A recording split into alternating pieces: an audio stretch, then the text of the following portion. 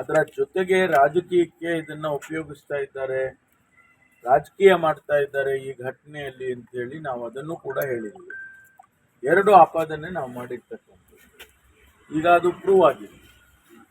ಹೇಗೆ ಪ್ರೂವ್ ಆಗಿದೆ ಅಂದರೆ, ಒಂದು ಏಜೆನ್ಸಿಗಳನ್ನು ಬಿಟ್ಟು ಅವರನ್ನು ಒಂದು ರೀತಿಯಲ್ಲಿ ಮಾನಸಿಕವಾಗಿ ಮತ್ತು ಅವರಿಗೆ ತೊಂದರೆ ಮಾಡಬೇಕು ಅನ್ನುವಂಥದ್ದು ದುರುದ್ದೇಶ ಇಟ್ಕೊಂಡು ಮಾಡಿದ್ದಾರೆ ಅನ್ನುವಂಥದ್ದು. ಎರಡನೇದು, ರಾಜಕೀಯವಾಗಿ ಅಂತ ಹೇಳಿದಾಗ ಪ್ರಧಾನಮಂತ್ರಿಗಳೇ ಅವರ ಚುನಾವಣಾ ಭಾಷಣದಲ್ಲಿ ಈ ಒಂದು ಮೂಡಾದ ಪ್ರಕರಣದ ಬಗ್ಗೆ ಮಾತನಾಡಿದ್ದಾರೆ. ಅಂದರೆ ಅದು ರಾಜಕೀಯಕ್ಕೆ ಹೋಯ್ತಲ್ಲ. ಹಾಗಾಗಿ ನಮಗೆ ಇದು ಭಾರತೀಯ ಜನತಾ ಪಾರ್ಟಿ, ಜನತಾದಳ ಇವೆಲ್ಲವೂ ಸೇರಿಕೊಂಡು ಎಲ್ಲೋ ಒಂದು ಕಡೆ ದುರುದ್ದೇಶದಿಂದ ಸರ್ಕಾರವನ್ನು ಅಸ್ಥಿರ ಮಾಡಬೇಕು ಅಂತ ಹೇಳಿ ಹೊರಟಿದ್ದಾರೆ ಅನ್ನುವಂಥದ್ದು ನಮ್ಮ ಅಪಾರ್ಟ್ಮೆಂಟ್. ಆದ್ಮೇಲೆ ಒಂದು ರೀತಿಯಲ್ಲಿ ಸಂಕಷ್ಟ ಎದುರಾಗುತ್ತೆ ಅನ್ನುವಂಥ ಸರ್. ಅಲ್ಲ, FIR ಈಗಾಗಲೇ ಆಗಿದೆ ಅಲ್ಲ, FIR ಆಗಿದೆ, ತನಿಖೆ ಮಾಡೋದಕ್ಕೆ ಹೊರಟಿದ್ದಾರೆ.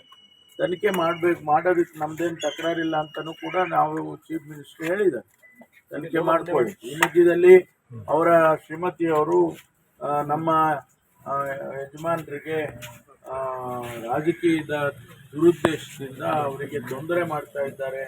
ಹಾಗಾಗಿ ನನಗೆ ಈ ಸೈಟ್ಗಳನ್ನ ಇಟ್ಕೊಂಡು ಏನು ನನಗೆ ಆಗಬೇಕು ಅಂತ ಹೇಳಿ ಅವರು ವಾಪಸ್ ಕೊಡ್ತಕ್ಕಂಥ ತೀರ್ಮಾನ ಮಾಡಿದ್ದಾರೆ.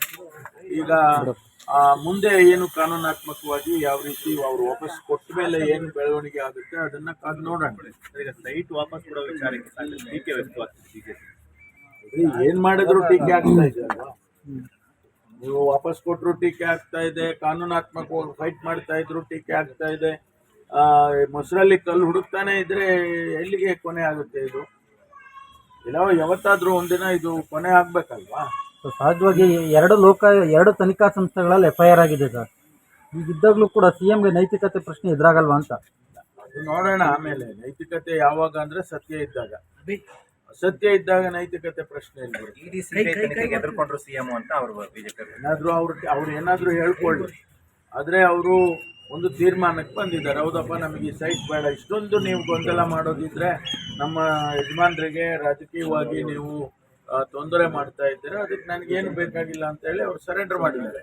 ಹಿಂದೆ ಸಿದ್ದರಾಮಯ್ಯ ಕೇಳಿದ 60 ಕೋಟಿ ಕೊಟ್ಟರೆ ನಾನು ಬಿಟ್ಕೊಡ್ತೀನಿ, ಇವತ್ತು ಪತ್ನಿಯವರು ಬಿಟ್ಕೊಡ್ತೀನಿ ಅಂತ ಹೇಳ್ತಾರೆ. ಅಲ್ಲ, ಪತ್ನಿಯವ್ರೇನು 60 ಕೋಟಿ ಕೇಳಿಲ್ಲ. ಸಿದ್ದರಾಮಯ್ಯ ಕೇಳಿದ್ರು. ಸಿದ್ದರಾಮಯ್ಯನವ್ರು ಅವತ್ತು ಹೇಳಿದ್ದು ಒಂದು ಸ್ಟೇಟ್ಮೆಂಟ್ ಹೇಳಿದ್ರೆ ಬಿಟ್ಟರೆ ಅವರೇನು ಕಾಗದ ಬರೆದಿಲ್ಲ. ನೀವು 62 ಕೋಟಿ ನನಗೆ ಕೊಡಿ, ನನಗೆ ಬಿಟ್ಕೊಡ್ತೀನಿ ಅಂತ ಅವರೇನು. ಅವರು ಒಂದು ಸ್ಟೇಟ್ಮೆಂಟ್ ಅವತ್ತು ಭಾಷಣ ಮಾಡುವಾಗ ಹೇಳಿದ್ರು. ಆದರೆ ಅದು ಇವತ್ತು ಆ ಪ್ರಶ್ನೆ ಬರೋದಿಲ್ಲ. ಇವತ್ತು ಅವ್ರು ನಾವು ಹಣನೂ ಕೇಳೋದಿಲ್ಲ, ಏನೂ ಇಲ್ಲ, ಅದನ್ನು ಬಿಟ್ಕೊಡ್ತೀವಿ ಅಂತ ಹೇಳಿದ್ದಾರೆ. ಸೈಟ್ ವಾಪಸ್ ಕೊಡೋ ಮೂಲಕ ಸರ್ ಎಲ್ಲೊಂದು ಕಡೆ ತಪ್ಪಾಗಿದೆ ಅಂತ ಇವರೇ ಅವ್ರು ಹೇಳಿದಾರಲ್ಲ, ವೆರಿಫೈ ಮಾಡಿದ್ದಾರೆ, ಯಾವ ಕಾರಣಕ್ಕೆ ನಾನು ಬಿಟ್ಕೊಡ್ತಾ ಇದ್ದೀನಿ ಅನ್ನೋದನ್ನ ಹೇಳಿದಾರಲ್ವಾ. ಅವರು ರಾಜಕೀಯ ಕಾರಣಕ್ಕೆ ನೀವು ದುರುಪಯೋಗ ಮಾಡಿಕೊಂಡು ನಮ್ಮ ಯಜಮಾನರ ಮೇಲೆ ಇಲ್ಲ ಸಲ್ಲದ ಅಪಾದನೆ ಮಾಡ್ತಾ ಇದ್ದಾರೆ, ಅದಕ್ಕೋಸ್ಕರ ಕೊಡ್ತೀನಿ ಅಂತ ಹೇಳಿದ್ದಾರೆ.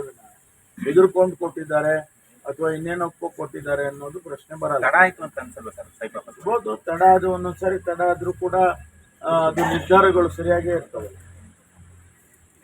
ಈಗ ಯಾವ ರೀತಿ ಸರ್ ಕಾಂಗ್ರೆಸ್ನಲ್ಲಿ ಇಷ್ಟಾದ್ರೂ ಕೂಡ CM ಬೆನ್ನಿಗೆ ನಿಲ್ತಿದ್ದಾರೆ? ಹೌದು, ನಾವೆಲ್ಲ ನಮ್ಮಲ್ಲಿ 136 ಜನನೂ ಕೂಡ ಶಾಸಕರು ಮಾನ್ಯ ಮುಖ್ಯಮಂತ್ರಿಗಳ ಬೆನ್ನಲ್ಲಿ ನಿಂತಿದ್ದೇವೆ. ಯಾವುದೇ ಕಾರಣಕ್ಕೂ ಕಾಂಗ್ರೆಸ್ ಪಕ್ಷ ಅವರ ಜೊತೆಯಲ್ಲಿ ನಿಲ್ಲುತ್ತೆ. ಹೈಕಮಾಂಡ್ ಅವರು ಕ್ಲಾರಿಫೈ ಮಾಡಿದ್ದಾರೆ, ನಾವುಗಳು ಕೂಡ ಕ್ಲಾರಿಫೈ ಮಾಡಿದ್ದೇವೆ. ಎಲ್ಲರ ರೀತಿ AICC ಅಧ್ಯಕ್ಷರೇ ಹೇಳಿದ್ದಾರೆ, ನಾವು ಅವ್ರ ಜೊತೆಯಲ್ಲಿ ನಿಂತೇವೆ.